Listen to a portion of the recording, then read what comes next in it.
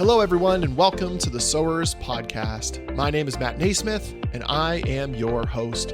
This podcast is all about church planting in the Canadian context. So whether you are a church planter, pastor in a church, part of a church planting team, or someone just wanting to learn more about Canadian church planting, we believe this podcast is for you. We pray this is a blessing to you, and if it is, we would ask you to share links to episodes, subscribe on whatever platform you're using. With that, let's get to our next conversation.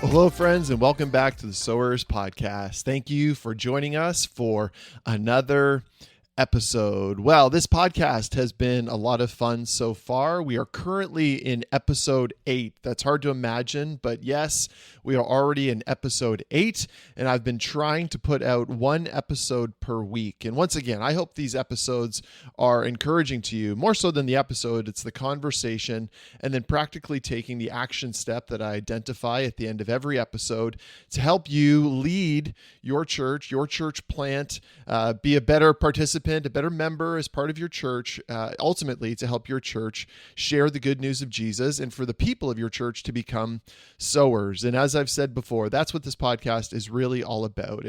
We're telling stories of people that are sowers, people that have scattered the seed of the gospel, but then each of us are trying to grow as sowers ourselves in sharing the gospel in the context where God has placed us. Well, we have talked a lot about the gospel in the last 7 episodes, and today that is going to continue. In particular, what the gospel is and how the gospel works. I remember hearing someone say there are 3 things the gospel does. The gospel makes us Christians. It's the news that we hear, and should we trust and believe it, we become Christians. But the gospel also sanctifies us. It helps grow us. And then thirdly, the gospel motivates us for all of our lives. It's the thing that motivates us to continue walking with Jesus, to trust that he is continuing to redeem, rescue, and restore the areas of brokenness in our life. Well, today I'm excited. If you've never heard of him before, I can introduce you to him. Some of you will be familiar with him, but his name is Darryl Dash, and I'm interviewing Darryl today because Darryl has a heart for the gospel. Darryl Dash is an author. He's written 3 books that we'll talk about a little bit more later: 8 Habits for Growth, How to Grow, and the book Preach Well. Darryl is currently serving as the senior pastor of Grace Fellowship Church, Don Mills in Toronto. He's the co-founder of Gospel for Life. He's a columnist for the Gospel Coalition Canada.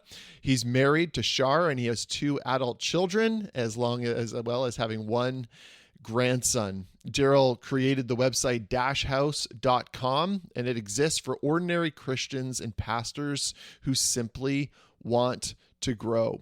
Darryl and I also talk about the church that he planted in Liberty Village, Toronto. That church is called Liberty Grace Church. And so you'll have the opportunity to hear about that church and how God grew Darryl through the gospel as he ministered in that environment. Once again, if this episode is an encouragement to you, would you go ahead and share it with a friend? I think you'll be encouraged as I was. And now to my conversation with Darryl Dash. Darryl, thank you so much for joining the Sowers Podcast. It's wonderful to be with you today.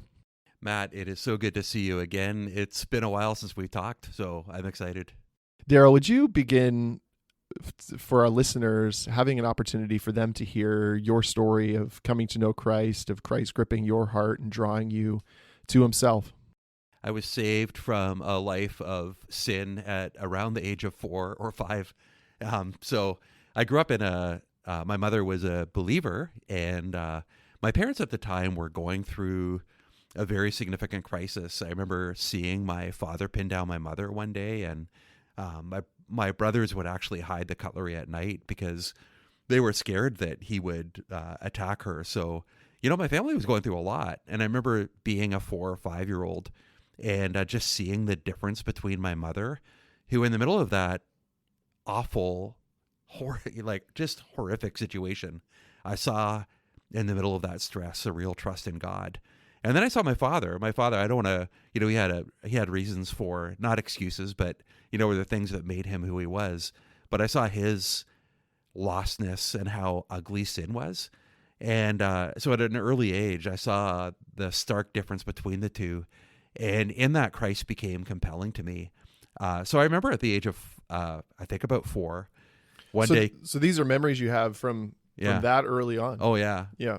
Very vivid memories. Like a few years ago, went for, to a spiritual director, but he was also somebody who did work with deeper stuff. And he said, whenever an image is frozen in your mind, like I have that image of my dad pinning down my mother, he said that's actually something that needs to be unpacked, because that's a sign that whatever you want to label it, a traumatic event that you need to deal with. So, I definitely have those memories. So, Matt, I went to the funniest church. I never would have picked this church in a million years. They were conservative to the extreme.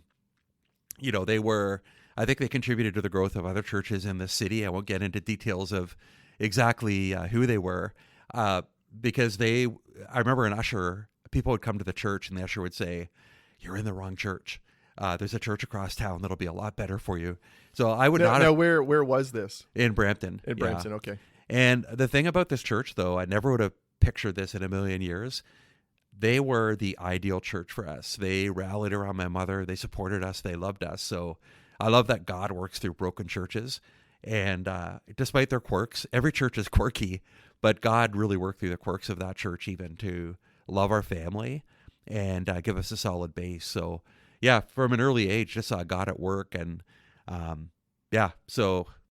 Now, did your parents, did they stay together? What was the trajectory of family life? My father, he wanted to stay, and my mother went to the pastor, and the pastor was wise enough to say, this was like early 70s, right? So not a time when we were dealing with, this stuff wasn't as obvious in society. It was happening. And so he was able to say to her, you need to leave. You need to lock him out. And so at the age of 5, she locked the door, changed the locks, and he was gone. And just a crazy story. Like he would show up at church. He had a big old car, and he would put a crate on top of the car, and he had stenciled stuff like Jezebel stole my house. And so just crazy stuff in terms of like, man, he was messed up, but that church really rallied around us. And so talk to me a bit about you're growing up then in this church. The church is rallying around you. At what point did you experience an invitation of God towards vocational ministry? My uncle was a pastor, and I didn't know him that well. He was in the States already. But I remember when I came to Christ, because I esteemed my pastor so highly, I just had a sense right around the time of my conversion, I think I'm supposed to be a pastor. And then I thought, at 4 and 5. Yeah. Wow. And I thought that, in fact, there's still a tape of me preaching, I think when I was age 6.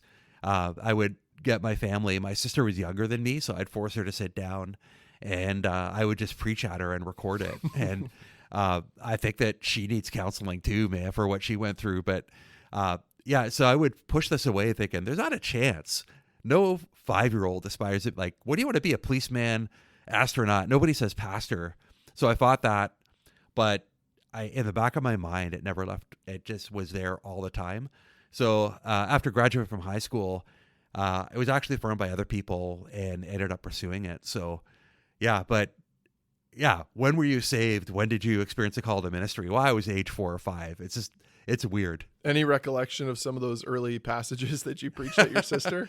No, I've got the tape. It's in my safe at home. I've actually got the MP3 somewhere, and I'm hoping nobody ever hears it. Okay. So after high school, did you pursue Bible college, seminary? What was sort of the track towards working in the context of a local church? First year I went to work in a factory. I think I knew I needed the experience. And looking back, I mean, it was really good because I got to experience for just a short time what life is outside of ministry and the local church, but then was in a rush to become a pastor. So I went to Central Baptist Seminary, which is now part of Heritage in Ontario here.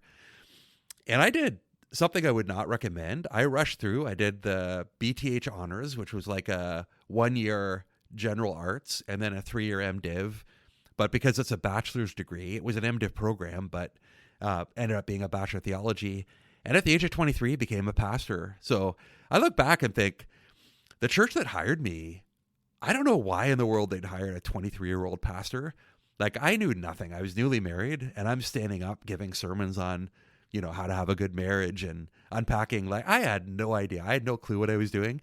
I didn't even know that I had no clue. So I just don't know why they hired me, but that began my ministry journey together. Fast forward a little bit. So that was the first church at 23. How long were you at that church? Where was the next church that you were given the opportunity to lead? So I spent 7 years at that church. They were probably some of the funnest years of ministry in a lot of ways, mainly because the people were so gracious to me. And 7 years in, was approached, I think I was 30 years old at that point, and then was approached by a bigger church. And I remember bigger, it was still not huge, but in the Toronto context, maybe 300 people at the time. And it was a troubled church. The pastor had been there a number of years, I think 23 years. He was retiring. And there was just this, I don't know if you remember this era of ministry where there was this real tension between the old guard and the new guard. And so I came in the middle of that, following somebody who had been there a long time. And when I knew, this has happened like 3 times in my life where I've known something was going to happen. I remember speaking at the church just as a guest preacher. And I came home that day and I said, oh crap, I think I'm going to this church. And sure enough, at the age of 30, went to that church and stayed about 13 years. Now, it was a hard ministry. So the 13 years, there were good years, but most of them were hard years. And man, I made a ton of mistakes. It was just a tough time. But even there, we saw God at work. I think that was part of what made it hard, right? You see God at work in the middle of the hard stuff, and you're like, do I persist? But after 13 years, left that and became a church planter, which really began, I think the first church where I was at was a lot of fun. The 13 years were hard. And church planting was, I tell people, the hardest thing that I have ever done, even harder than the 13 years of the tough ministry. But I would say also the funnest ministry that we ever did. So it was kind of weird to have the fun and the hardship together there. I'm doing some math in my head. So you're about 43 when you made the transition to church planting. Sometimes when people think about church planting, they think about somebody in late 20s, early 30s. So you were 13 years in more of an established church. What drew you to church planting at that stage of your life?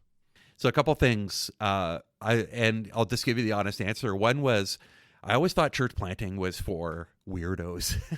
I had this idea that if you couldn't fit in with the established church, you became a church planter because you were kind of a deviant, and a healthy deviant, but a deviant. I read Tim Keller's paper, Why Plant Churches, and for the first time I thought, man, we need church planters. And at the time I was heading our denomination, our association in Toronto, and I did a map of where all our churches were, and it was all everywhere except for downtown Toronto. And so I began to pray that God would raise up church planters for downtown Toronto. I knew it would never be me. I was too comfortable. It was too risky. But I think as I prayed, it was almost like Luke 10:2, right? Pray to the Lord of the harvest. And then as Jesus tells them that, I picture in my imagination him after they pray looking up and going, praise God. God's answered prayer. Look, go plant. And that's what happened to me. I was like, I think God's calling me to plant. But Matt, honestly, the other thing was we were so beat up from 13 years in a tough ministry that I don't think we could have gone to another established church at that time. We were just too beat up. Now, I would never say to somebody who's beat up to go into church planting. I don't know if that's a great idea. But for us, it just seemed like God was moving so that was just a safe, I remember hanging around unbelievers.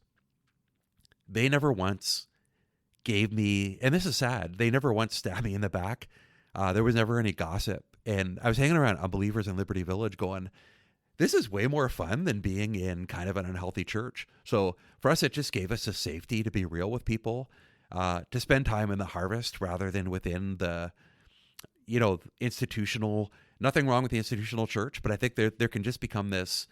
Your world just becomes the institution, and you don't really have any connection with what's going on outside. It just broke us out of that, and it gave us a lot of room to heal and to see God work in new ways. You mentioned Liberty Village there. So you're praying, the Lord of the harvest, raise up laborers. You and your wife and your kids become the laborers that you're praying for. It's amazing how God does that through prayer. You identified that downtown Toronto was a place where there weren't a lot of established or planted churches within your denomination at the time. Can you just give us a portrait prior to you moving into Liberty Village, what Liberty Village was, and then what Liberty Village is today? Sort of maybe a fulfillment of the hopes that they had about Liberty Village, the urban developers back when you were thinking about it. So my mother used to work in a company in Liberty Village, and we'd go down there, and it would be these old factories that had been converted into offices. And that was one side of Liberty Village. The other side of Liberty Village was like a big giant field that was abandoned. And so I'd go down there and see kind of a cool area, but a seedy area. And the day after we left our ministry at that church after 13 years, my wife said, "Why don't we meet for lunch?" And I was so crazy. I was like, "I don't have time for lunch. I'm planning a church." It was like day one, right? I had nothing to do, but I was compelled with this vision of we got to plant a church. But anyway, I met her for lunch, and she said, "Why don't we meet in this restaurant in Liberty Village?" And I looked out of the window. I still remember sitting there and seeing all these condos. So they took the fields in this neighborhood of abandoned factories, and they built these condos. At the time, it was the fastest growing community in Toronto. Average age about 30, mostly single, dogs but no children, and just this place of fairly expensive. And yeah, so we just saw the community of the thing was there were no churches anywhere near Liberty Village.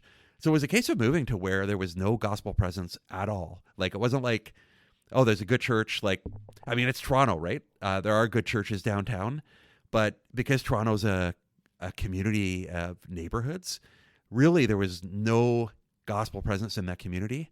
And so we just felt a growing burden to reach people that, Liberty Village, it was like, it wasn't the de-churched. It was the people who've never been to church. Maybe they've been to church with their grandma one time when they visited on the weekend. But if you said, "What's the gospel?" they would have looked at you and said, I don't even know what you're talking about. I remember sitting at a community event with a couple of women, and we had our church tent up there.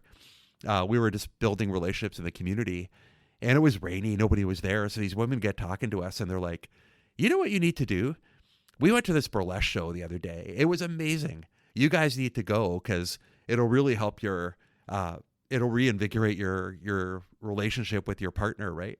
And we're looking at them thinking, like, they're talking to a pastor, telling a pastor to go to a burlesque show, and they have no category for why that, it might be an awkward thing to suggest to a pastor. So just the categories of God, sin, human view of a biblical view of sexuality, all that stuff, completely absent. So I remember, Darryl, this is something I heard you say, and I've used it since then, so thank you for it. But you had said it's not that people had rejected the gospel, it's that people had never heard it in the first place. Yeah, that's right. And that was the reality, right? The sense these people had never had, they'd never heard the gospel, they'd never had a chance to reject the gospel. And on the other hand, though, there was this fear. I remember talking to somebody, and somebody asked, like, "What denomination are you?" And I never hit it. We never led with it, but we never hit it. And when I told him, he literally recoiled. He jumped back about a foot. And that led to a good conversation, right? It's like, you don't even know what that is, but you hate it. So this whole idea of like, man, we know nothing about God, but we know the minute you mention that you're part of a group, we know we hate you. So, yeah. I remember listening to a CBC, Canadian Broadcasting, the radio company, one morning, and the conversation that Matt Galloway was having was related to the urban planning of Liberty Village. and how they were so eager to build condos that they didn't create enough green space for the number of pets that the people living in these condos would need in order to take their dogs for walks and for their dogs to obviously use the green spaces for the washroom. So just as you are now, like the neighborhood, have condos been completed in that area? What is now like a picture of Liberty Village? Liberty Village is, on one hand, it is the ideal place to live if you want urban life in Toronto.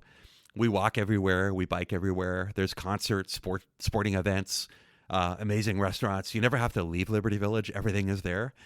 But on the other hand, there's huge isolation. People live alone in a small condo. And I think the average person we've seen in Liberty Village, 70% of them move within 2 years. And I think part of that is the restlessness. You live in a place that has everything, and yet there's a sense of real isolation and a loneliness and maybe lack of purpose. I remember talking to somebody, and she was drunk, but I saw her at an event, and she's like, I have the condo, I have the job, I have the car, I have everything that I ever wanted. And I don't think she would have admitted that if she was sober. She said to me, like, I'm still not happy. And I think that captures Liberty Village. Just like, you got everything, but if we're honest, there's just this sense of, like something's missing, right? We were made for more than that. It's a great community. I would say that on a city planning level, I mean, there is a lack of green space. There's this feeling of you don't see the sunlight very often. Condo Canyon, just the sun hits the condos, but doesn't hit the street. They're still building new condos. So the churches, we see the church there. I've just left the ministry there. We see the church there almost like a mission station, because people move every 2 years. It's really hard to build a solid base, but it's exciting because my farewell, all these people came back and they said, look, like, we're not there now. We moved to Guelph for, I remember baptizing 2 people. One moved to England. The other moved to South Africa the very next week. And so all these people come back. They said, man, we're not there anymore, but for the time we were in Liberty Village, you played a huge role. So never, just because we're not there yet, don't mistake the impact you had. But it's a different mindset, because you feel like a bit of a failure in Liberty Village, right? You look around and you hear the church planting success stories, and you look around and you say, like, oh man, we've got, anywhere from 40 people to, 55 people is a good week. It's not a success, but it is, just because somebody said it's almost like a water station in a marathon. People are running by and you're handing them the water and they're swigging it and then they're throwing the cup away and they keep running. I think ministry there is a little bit like that. You're handing people something while they're there, but then they're gone and you just feel like, okay, we played a role, even though they're not sticking around here. Friends, we'll get back to my interview with Darryl Dash in just a moment. Prior to that, however, I want to let you know about Darryl's 3 books, 8 Habits for Growth, How to Grow, and Preach Well. The first, 8 Habits for Growth, a simple guide to becoming more like Christ. Don't just do the right actions, build habits, and watch your life be transformed. In 8 Habits for Growth, Darryl shows how there are 8 long-term practices that are all very doable that will help lead to permanent growth if you incorporate them into your life. In Darryl's book, How to Grow, Applying the Gospel to All of Your Life, Darryl asks the question, are you dissatisfied with your spiritual life? In How to Grow, Darryl helps walk you through a practical, habit-based approach to your spiritual growth and to your spiritual life. And then the third book, Preach Well, a short guide to making even the most average sermon much better. Darryl helps and reminds you of some simple ways to make even average sermons better, and that God can use faithful, consistent ministry of preachers like you to grow his church. Each of Darryl's 3 books are available from Amazon, Apple Books, Google Play, Barnes and Noble. And now back to my conversation with Darryl Dash.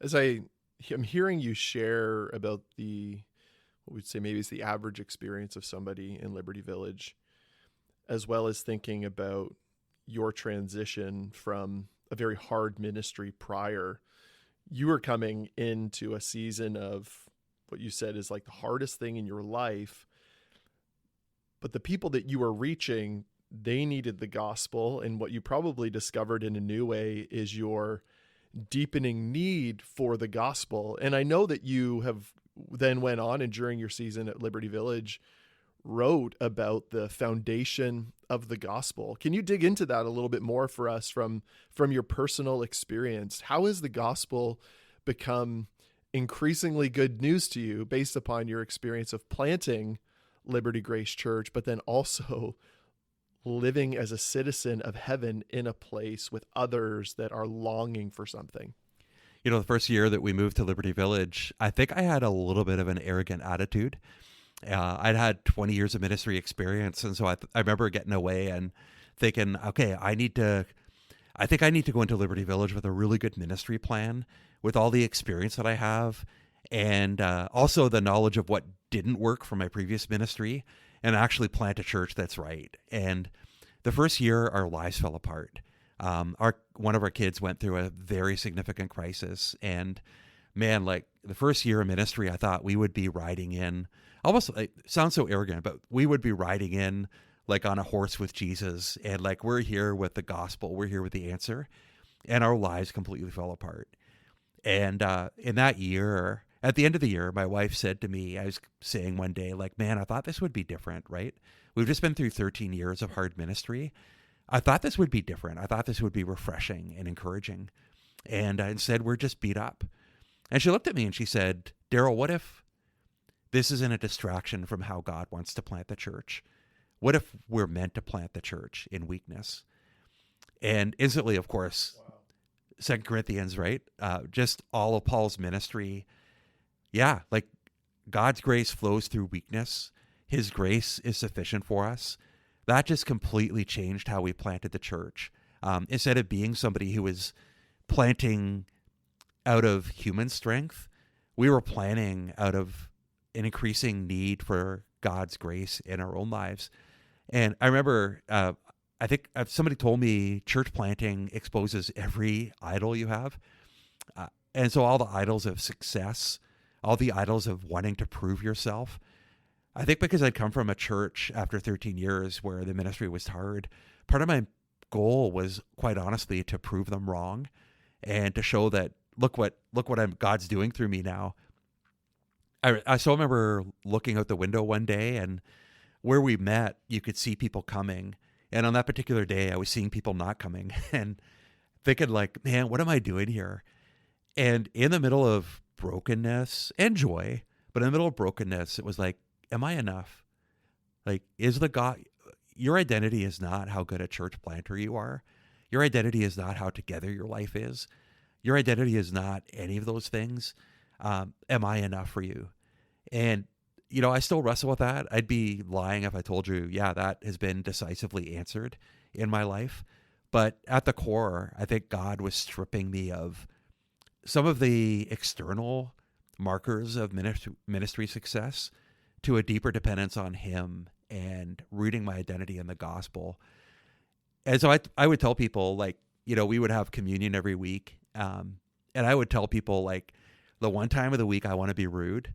The one time of the week I want to get my elbows out and say, like, me first. Like, this is the body of Christ for you. This is the blood of Christ for you. I almost feel like saying, man, you guys need to get out of the way. Nobody needs this more than I do. I need the grace of Jesus in my life. So, Matt, I think that just changed. I don't know. It just changed me. It changed my wife. It gave us, I think, a deeper dependence on the Lord. I'm ashamed to admit this. I could never pray with my wife. And then in the middle of that first year, I learned to pray with my wife in the middle of brokenness. And God just changed. I don't know. I think we were better planters because we'd been broken at that point. Now, if you'd asked me year one, if you've been broken, I would have said, man, we've just been through 13 years of brokenness. But ironically, that first year of brokenness of church planting was worse than all the 13 years. And yet God really did something in the middle of that in our lives that was sweet. I wouldn't wish it on anybody, but I'm so grateful now that God did that in our lives. And how would you say that experience in the midst of then reaching, you know, example of the two women at your tent suggesting that you and your wife check out a burlesque show, how did that experience of a deepened both understanding but experience of the gospel prepare you to minister to the people of that environment? So the people that we've known in Liberty Village that have responded to the gospel, we've tried all kinds of things. The number one way that people seem to come to the gospel is through their own brokenness. I remember I met somebody in the community, we would do everything to build relationships, not interested at all. And then she got a diagnosis of cancer. The two things in Liberty Village, the two main things are sickness and relational breakup. And people come looking for God in those moments. I think the fact that when they came to us broken, I don't know, there was just a safety that was created. I think in Shar, especially Shar, I think my wife Shar is way better at this, but when they came to us, it wasn't like, oh man, we're here to help you. It was almost like, yeah, I get it. I get brokenness. We've been there. Like, man, we're still living there. The story of our one child isn't over yet, but man, like, yeah, I know where to go. Like, I've been there. Come with me. When I'm broken, this is where I go. So I think it just created Ray Ortlund talks about a culture of gospel plus safety plus time. And I think if you told me that 12 years ago, I might have said, kind of sounds namby-pamby to me, right? In the middle of church planting as being a broken person, that whole culture of gospel, and that leads to a culture of safety and patience, giving people lots of time, that actually became part of our ministry, part of our hearts. Just changed the way we approach the community and people. I'm wondering if you can, I think a lot of people would say they hear the term gospel, and already within the context of this podcast and the different conversations that I've been able to engage in, I hear the term gospel in similar ways that we hear the term church planting. And Jeff Christopherson sort of defined what he thinks of church planting in the very beginning. For you, how would you define the gospel? Is there a single statement that you kind of go to? How would you sort of think through what the gospel is? Yeah, I mean, there's so many different ways of saying that. I remember Tim Keller saying that there's so many different ways. There's not like one single expression of the gospel in Scripture. It's multifaceted. And yet what I usually come back to is beginning with Genesis 1, that, man, you were made in the image of God. Like there's something, you don't begin Genesis 3, you begin with, you have inherent value because you bear the image of God. But then getting to like, man, the world is so broken. We've ruined the world through sin. And you see the devastation all around us. What I found, you don't have to press in that hard for people to realize, like, man, the people get those two facts, right? We have value. There's beauty in the world. And yet it's ruined beauty. Like, there's devastation everywhere. And then the good news that Jesus Christ came in the flesh to deal with that problem, not only to bring restoration of ourselves to God, to adopt us, to love us, but also ultimately to rescue the world, and both the individual and the cosmic dimensions of. And so we love to say, like, man, not only can you let go of all the regret, all the hurt, all the shame that you carry, but you can have the hope that God is actually working out all the broken things in this world, and he's setting them right, that one day you're going to look back and say, I see what God was doing there, and God is rescuing the whole world. So anyway, there's not one way of expressing that, but just the beauty of how God has made us and how God is restoring what he started. And what we find is people are hungry for that, man. Like, yeah, just people are. If there's one thing I know about, I think it's going to increase too. If there's one thing I know about our culture right now, the levels of brokenness and people feeling that brokenness are on the increase. And the gospel becomes even more beautiful in the middle of that. So yeah, we got a beautiful message. We got to share it. Talk to me then about, again, I want to sort of drill a little bit into not only that first year of brokenness through church planting, because I think a lot of church planters can relate to that, where especially if they've been part of ministry in the past where, I mean, we could quasi maybe say it was fruit if it was, presence of people. Maybe it wasn't evangelistic fruit, but they could say, hey, I was part of something that had fruit, and now I'm doing this church planting journey, and I'm not seeing very much. even regardless of the context they're in, if it's transient or not, there's oftentimes this inner identity struggle of what am I doing? As you continue through your 10 years of ministry at Liberty Village, was your experience of the gospel deepened? And how was it? And how did it become the motivating power for you to get out of bed in the morning to say, I'm going to continue doing this? The heart, as they say, the heart is an idol factory. And I continue to struggle with the idolatry of, am I impressing people? Am I, one of my idols, I know a lot of people have mixed feelings about the Enneagram, but I'm an Enneagram 3. I like to get stuff done. I like people to look at me and say, look at him, look how competent he is. So for me, the continual battle has been to put my trust not in that, but in Jesus functionally. So Matt, I feel like, I don't know about you, I just feel like there's so many times when I work myself through that daily and I think I'm growing, but then I wake up the next morning and I just feel the same temptations come back to slip back into performance mode. So for me, it's been this daily battle to, who is God? The reality of my primary identity is his son. I don't need to do anything to earn that. It's just mine. And I don't need to be an amazing church planter or pastor for that. He just loves me just because. And then I think I attended a year ago Alpha seminar. Darryl Johnson spoke. I don't know if you heard Darryl Johnson speak. And he just gave this message. I think you and I could have given this message. It was just about how basically Christ has removed your sin as far as the east is from the west. And that day just was overwhelmed with I know God's forgiven some of my sins. I know the shame that is there because of some of the stuff that I've done in the past years ago has been removed. And as Darryl spoke, I was just freshly aware of it is over. It is finished. I don't bear that anymore. But I need to be reminded of that again. So I don't know. The gospel is just something new every day. I need to hear it every day because I just feel the temptation to go back into performance mode and idolatry mode.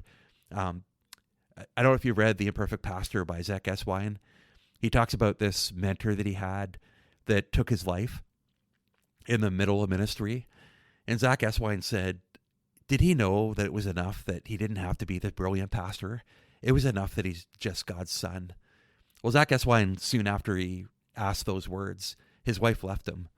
And the words that he had asked about his friend who took his life, after his wife left him, he was like, do I know that? Do I know that God is enough? Do I know that even when my marriage falls apart, that being his son is enough for me? Man, that's the daily battle I think that we all face. And honestly, I'm in a new season of ministry now where the thing about church planting is for 10 years, I didn't have any church conflict. We beat away everyone who was going to be a problem. So, it's not like we didn't have any problems, but we were able to, all the church politics problems we never had. Man, I'm going back into an established church. And already I've only been there 10 days. Already I'm seeing it is not church planting. The question for me now is Jesus enough? I'm going to be questioned. My sermons are going to be critiqued. I have zero trust. I've just come from a ministry where I had a lot of trust. And now my trust bank is empty in a new context. The question for me is Jesus enough in this context? So I'm having to live this right now. It's still a fresh question to me.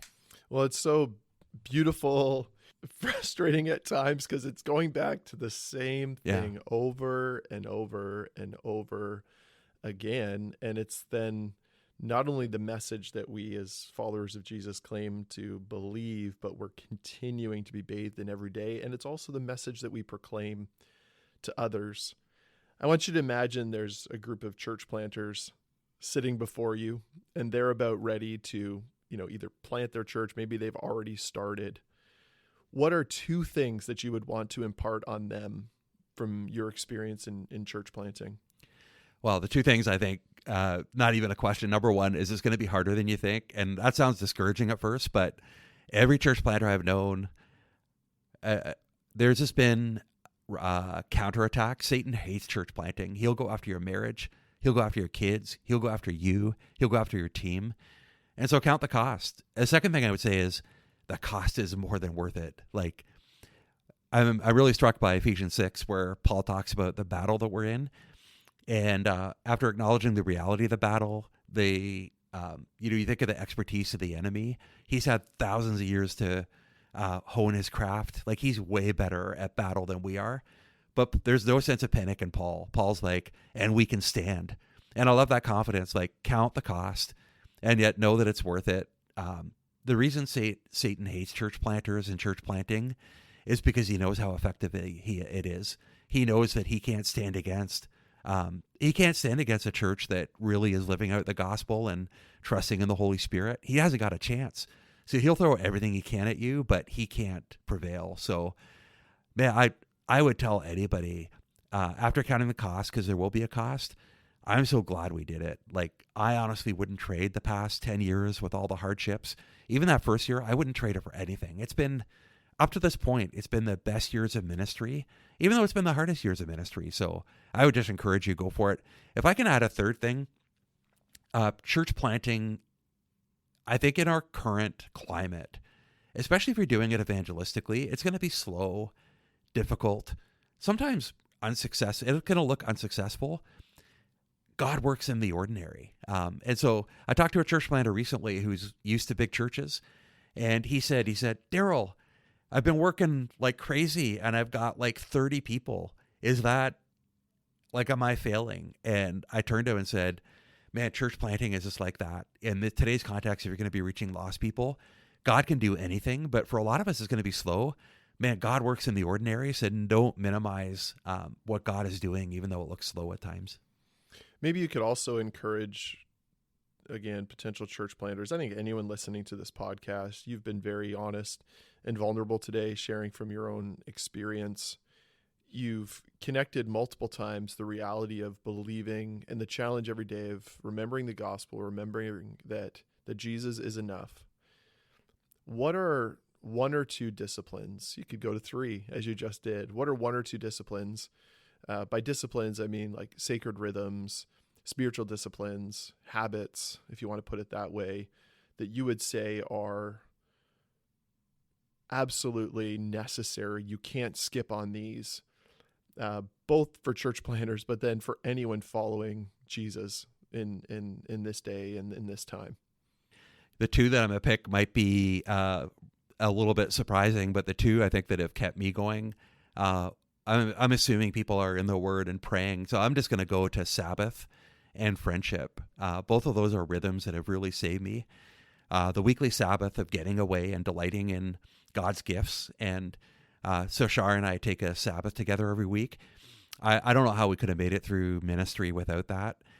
Just this day of no obligation, a day that's unlike any other, a day that you can just put aside all the obligations of ministry and rest in your identity as a child of God. That's kept me going in the hard times. The other one would be friendship. You know, being real with people. I remember in the first year, and we were going through a hard time, reaching out to actually my boss at our denomination at the time, and just saying, if you need me to quit, I'll quit. And he became a friend to me in that. He's like, you're not quitting, and I'm for you, you know. And there were so many friends that just walked alongside us, not just through the hard times of ministry, but even through the good times that kept us sane. Yeah, so the two things I think that every church planter needs, a lot of things, of course, but the rhythm of Sabbath and the habit of friendship, building friends, so crucial if you're going to make it as a church planter. And how did you find friendships within the context of your church, of your plant, or friends outside? How would you encourage a planter in that? Yeah, we did find friends within the church. I think that one of I think it's still worth, I don't agree with the whole thing of don't be friends with people in the church, but I think one of the realities is it's going to look different if they're friends within the church. There's going to be limits on it. Honestly, some of my, the real supportive friends have been friends in ministry. And, you know, when you're with somebody, I remember one guy I was with, we had a first lunch, and for whatever reason, it just opened up, and I was pretty honest with him. And at the end, I kind of felt like I overshared. And that just birthed a beautiful friendship because it allowed him to be real. He'd just been through, I think, some pretty huge stuff that he didn't share with a lot of people. And the fact that I was vulnerable allowed him to be vulnerable with me. And out of that, we've just had a friendship. He's one of those guys I could call up and just, if I phone him at 2 a.m, he'd pick up the phone. If I could tell him like the worst thing about me, the worst sins, he would listen. He'd be for me. So yeah, I think God's just been good in giving me a few of those friends. But I it's taken, naturally, I would say that pastors, a lot of us tend to be loners. So it takes a bit of intentionality to actually look out for those friends. And you can't begin to build those friendships when the hard time comes. You need to have them before the hard time comes, because that way you have somebody to call. The first church I was at had a deacons meeting where I was, I think I was 24 at the time. This deacon comes in. He explodes. He's like 2 inches from my face. The other deacons thought that he was actually going to belt me. He was so angry at me. And the next day I was able to call a friend, and he's like, I'm taking you out to the keg. I've cleared my calendar. I've got as much time as you need. Well, I'm so grateful I'd built that friendship, because if I was a 24-year-old guy with some guy about to belt me and the church potentially falling apart, I don't know what I would have done if I didn't have a friend to talk me off the ledge at that point. So I'm glad I had that both a friendship friend first. to talk to and a steak on a plate. Oh, yeah, exactly. I couldn't afford the keg. Yeah. Oh, that's beautiful. Darryl, how can our listeners be praying for you in this next season? This next season of ministry, we're excited. We're in a new church, and I think just prayer for wisdom in this new church, building relationships, loving them well. We love the church in Liberty Village. And the reality is we don't even know the people at this new church yet to love them.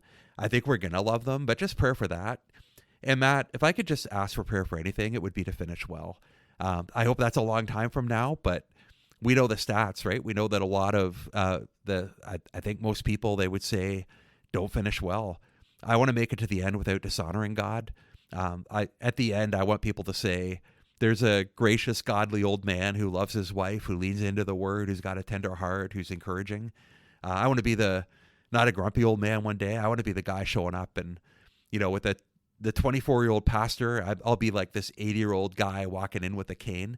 I want to be the guy that goes up to the 24-year-old punk pastor who knows nothing and say, I appreciate your ministry, man. Thanks for bringing the word to me. So yeah, I'd appreciate prayer that I become that.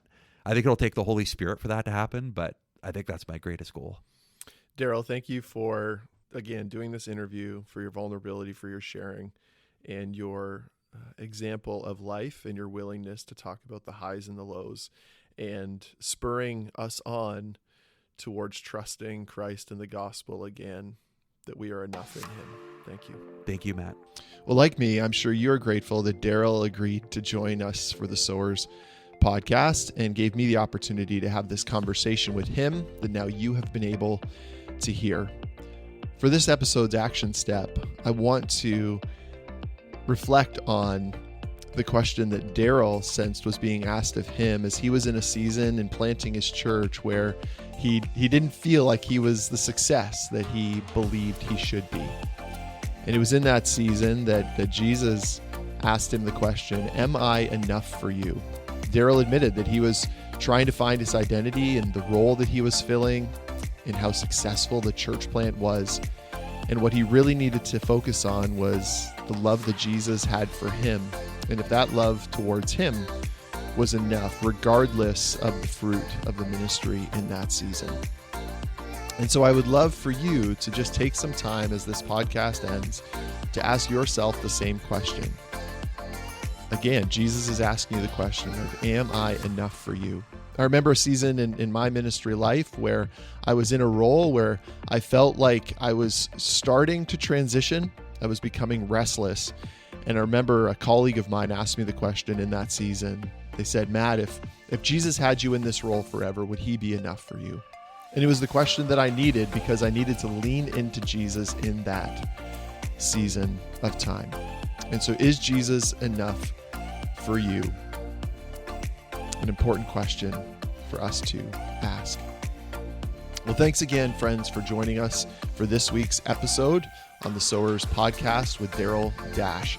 Once again, if this has been an encouragement to you, would you please share this episode? If you know someone that is maybe struggling with defining the gospel, that might be someone that you could share this episode with. Or if you know someone that's in a season of brokenness as it relates to ministry, that could be someone else that you may share this episode with.